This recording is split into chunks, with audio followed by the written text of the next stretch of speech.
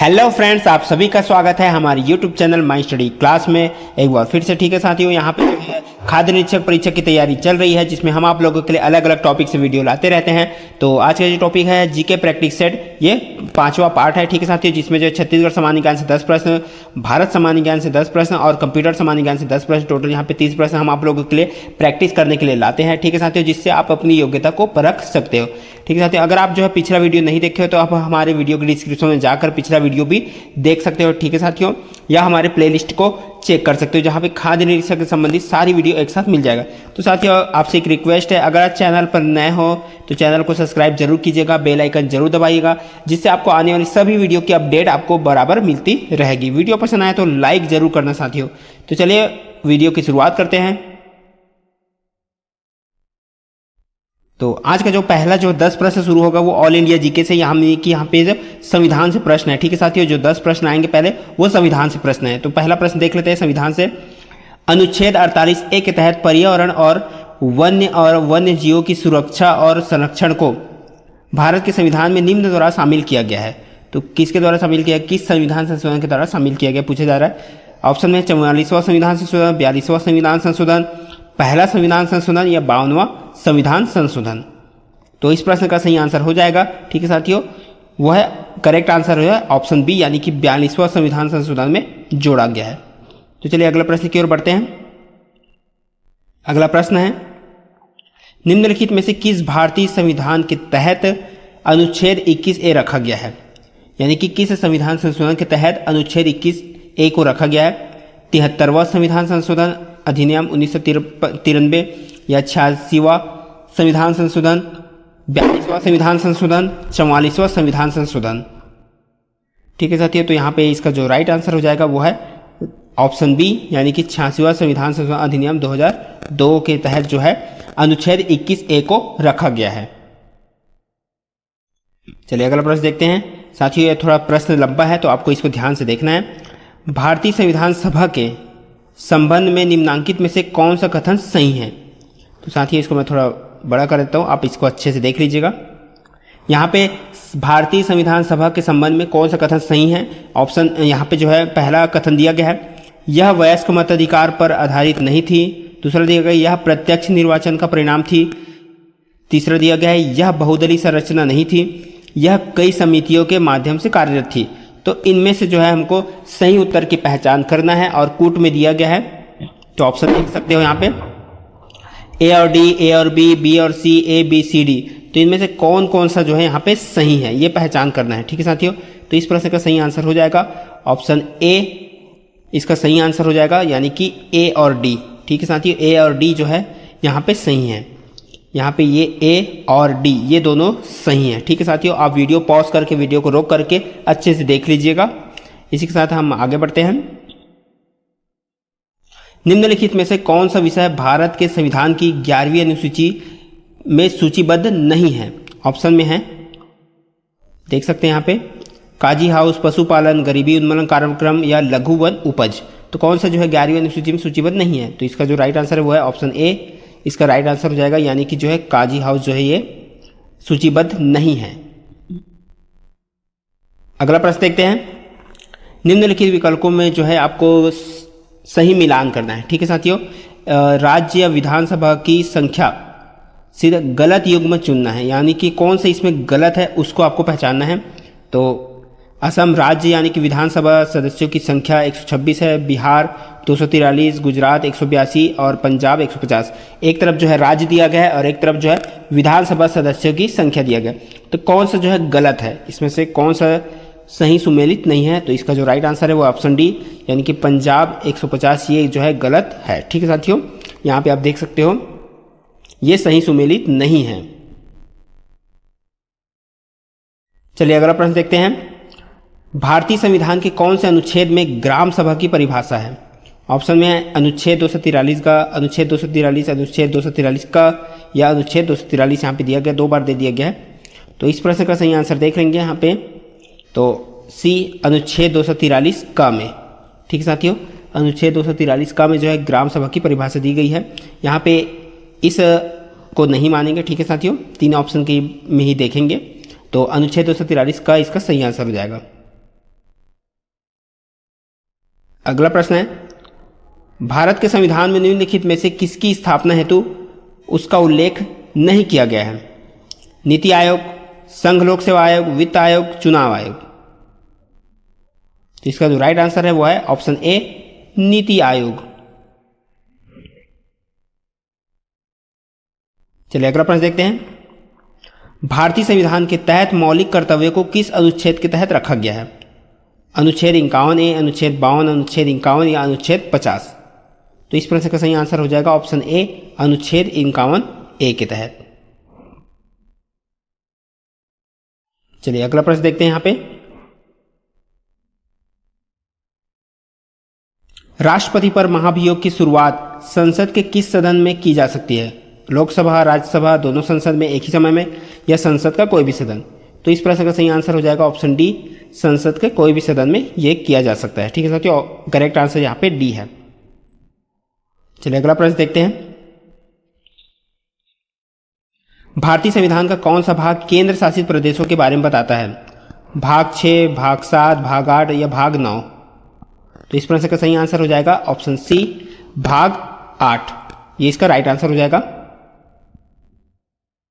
चलिए अगला प्रश्न देखते हैं, भारतीय संविधान में न्यायिक पुनरावलोकन का प्रावधान किस देश के संविधान से लिया गया है? ऑप्शन में है Canada, United kingdom, Ireland, USA. तो इस प्रश्न का सही आंसर हो जाएगा ऑप्शन डी, यूएसए से लिया गया है। ठीक है साथियों, तो यहां से जो है छत्तीसगढ़ का प्रश्न शुरू हो जाएगा। ठीक है साथियों, ये जो है हमारा हो गया ऑल इंडिया जीके से यानी कि संविधान से प्रश्न। चलिए अगला देखते हैं, यहाँ पे ये छत्तीसगढ़ का प्रश्न शुरुआत हो जाता है। छत्तीसगढ़ से भी यहाँ पे हम 10 प्रश्न लाएंगे। यहाँ पे संविधान से हमारा जो है 11 प्रश्न आया था। ठीक है साथियों, तो छत्तीसगढ़ से पहला प्रश्न है, भोरमदेव मंदिर का निर्माण किस शताब्दी में होना माना जाता है? ठीक है साथियों, CGPSC 2005 में आया था ये क्वेश्चन। 14वीं शताब्दी, 11वीं शताब्दी, दूसरी शताब्दी या 5वीं शताब्दी? साथियों अक्सर जो है बहुत पहले जो एग्जाम में पूछे जाते हैं वो कई बार जो है वो क्वेश्चन जो है बार बार रिपीट भी होता है। ठीक है साथियों, तो पुराना प्रश्न पत्र आप अवश्य देखिएगा। तो इसका जो राइट आंसर है वो है 11वीं शताब्दी। ऑप्शन बी इसका राइट आंसर हो जाएगा, 11वीं शताब्दी। अगला प्रश्न देखते हैं, सर्वाधिक प्रतापी कलचुरी नरेश निम्नलिखित में से कौन था? ऑप्शन है जाजलदेव प्रथम, मुग्धतुंग, कलिंगराज, रतनदेव द्वितीय। तो इस प्रश्न का सही आंसर हो जाएगा जाजलदेव प्रथम। चलिए अगला प्रश्न देखते हैं, किसके शासनकाल में स्थानीय प्रशासन पंचकुल नामक संस्था के अधीन था? ऑप्शन में है कलचुरियों के, मराठों के, अंग्रेजों के, इनमें से कोई नहीं। तो इसका जो राइट आंसर है वो है ऑप्शन ए, कलचुरियों के।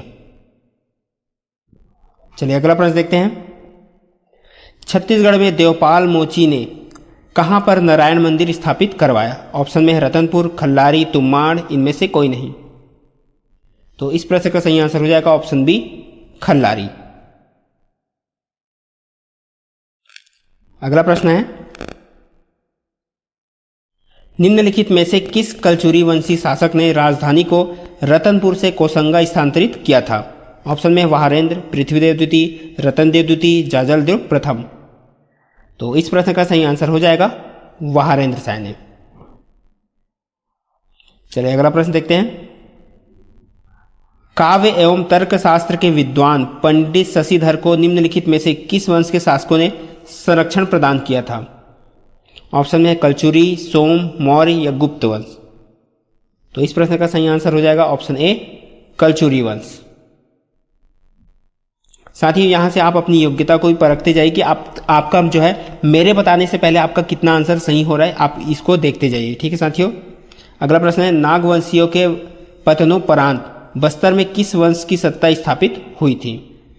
यानी कि नागवंशियों का पतन हो गया, उसके बाद जो है बस्तर में किस वंश की सत्ता स्थापित हुई थी?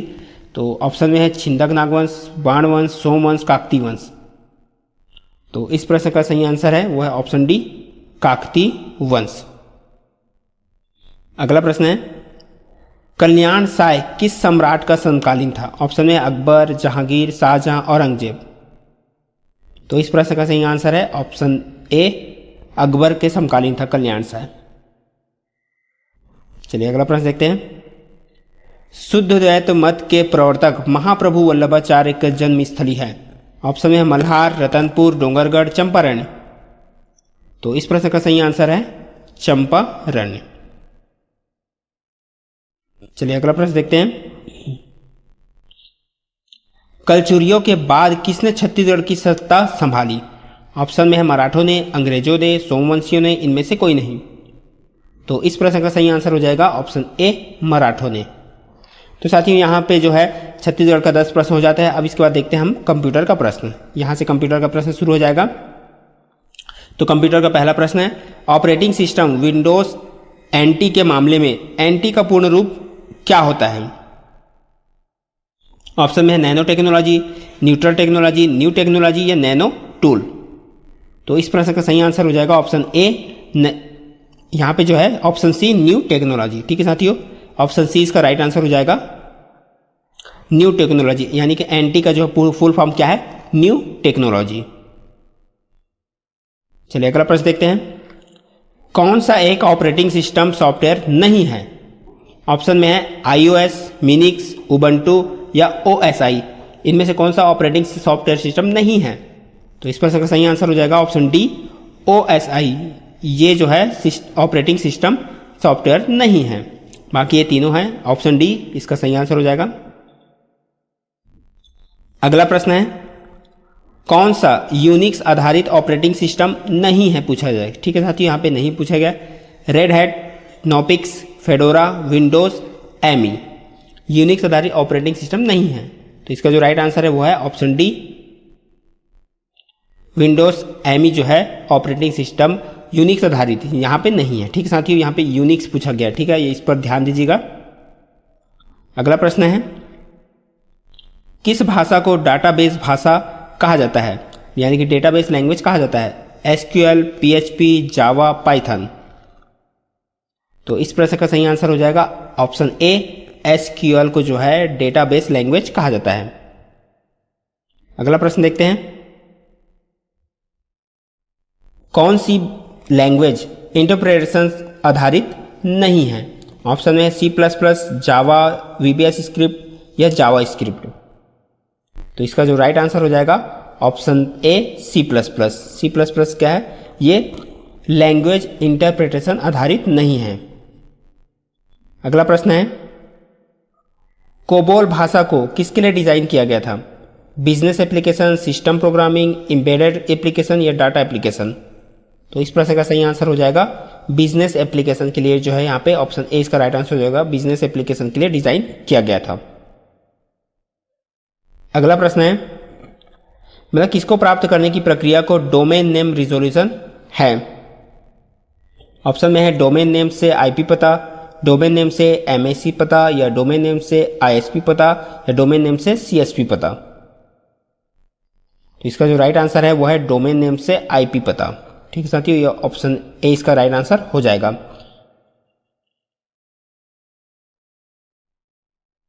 अगला प्रश्न है, प्रीटी गुड प्राइवेसी का प्रयोग किस हेतु किया जाता है? Email protection, antivirus, phishing attack या वेब जैकिंग।